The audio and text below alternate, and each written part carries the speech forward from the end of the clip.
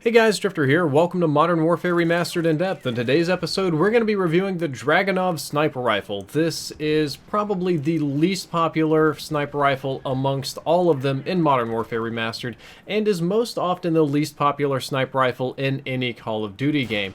However, it does have a few hidden benefits that I want to talk about, but the first thing we're going to talk about today is the damage. It'll deal 70 base, however, if you put stopping power on it, it'll up to 98. I think all of the sniper rifles in MWR are like this, so you're very used to seeing that picture.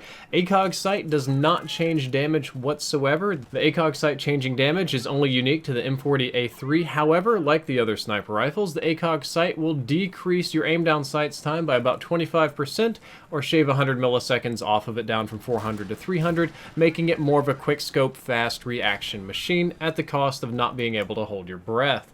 Like the other sniper rifles, you get decreased recoil when crouched or prone. I find it difficult to set up shots when prone in Modern Warfare Remastered, but I do crouch pretty frequently. The biggest drop is when you go prone, but you do get some benefit when you crouch, so I do believe that it's worth doing. Now, we're getting to the meat of the episode next. The one-shot kill areas for the Dragunov without any stopping power are the head, neck, and upper torso. However, if you choose to run stopping power, the one-shot kill areas are again the head, neck, and upper torso. And no, you're not drunk, and no, that's not a typo. Instead, the Dragunov one-shot kill areas do not change with or without stopping power. It makes no difference whatsoever if you run stopping power on this weapon. The one-shot kill areas are identical. This is completely unique amongst sniper rifles in Modern Warfare Remastered, and unique amongst sniper rifles in most Call of Duty games in general, for that matter. Therefore, the Dragunov is the best sniper rifle for those who don't want to use stopping power. It literally does not benefit you, so if you want to run UAV Jammer, if you want to run Juggernaut, Double Tap, Sonic Boom, or anything crazy like that, the Dragunov is going to be better for you. However, one-shot kills are not going to be very consistent. The hitbox size is kind of big, but the dividing line as to where you will and won't get the one-shot kills isn't super clear, and due to the hitbox size and the weapon's somewhat unpredictable sway and recoil, you're going to have to follow up with a second shot more often than you would like, unless, of course, you're going for a lot of headshots. So consistency is not the Dragunov's strength.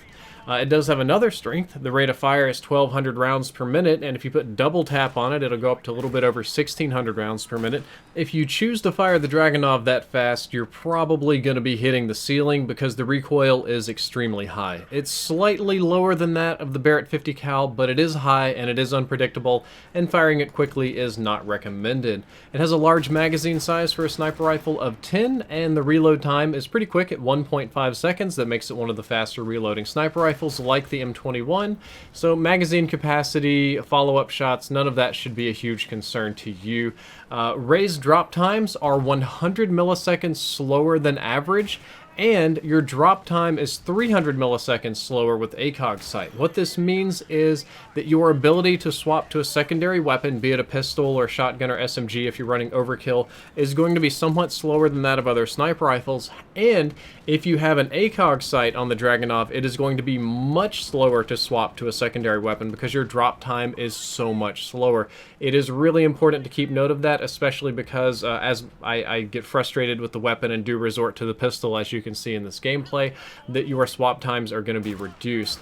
The rest of the stats, sprint out, idle sway, ADS, and all those other sort of things are completely normal for sniper rifles. All the handling stats for all the sniper rifles in this game are all essentially the same, and because it's semi-automatic, spam hipfire is possible. It's not advised because you're not likely to get a one-shot kill, and because it has higher recoil than the M21 and some of the others, the actual hipfire box itself will shake around somewhat violently, but you can put this in people's faces and spam all over the place. One of the places that the Dragunov theoretically excels is that it is potentially the best DMR in the game when used with the ACOG sight. In conjunction with the ACOG sight, it is statistically similar to the M21, which is statistically superior to the Mark 14 with the ACOG sight, and you can get a lot of one-shot kills with it. However, I find that the recoil is a little bit too high for me to get a handle on for follow-up shots.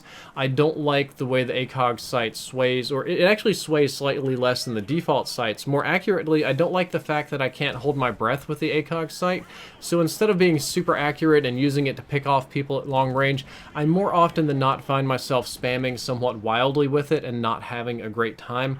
I believe that if you're a higher skilled player, if you are maybe playing on PC, you aim with mouse and keyboard, if you put in a lot of practice, it has amazing potential to be used as a DMR. You can run Juggernaut with it and still your one-shots won't change. You can pop people, follow-up shots. It's great, but my experience is not so great. And that's why I'm going to say the Dragunov is a weird sniper rifle.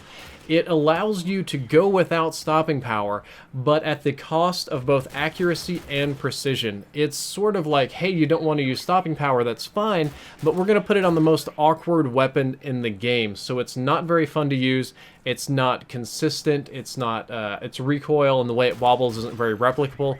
You're going to find that it's a constant struggle to use, and that's how I found the weapon to be. Again, it has amazing potential, maybe for some of you that are Dragunov one-trick ponies or masters at aiming.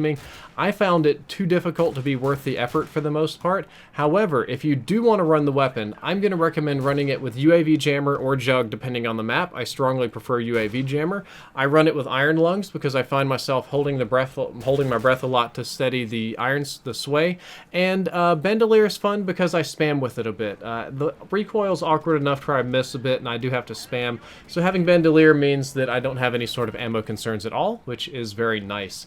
Guys, that's it for this in-depth episode. I hope you enjoyed it. I hope you learned something useful. If you did, don't forget to like, favorite, and subscribe. Drifter out.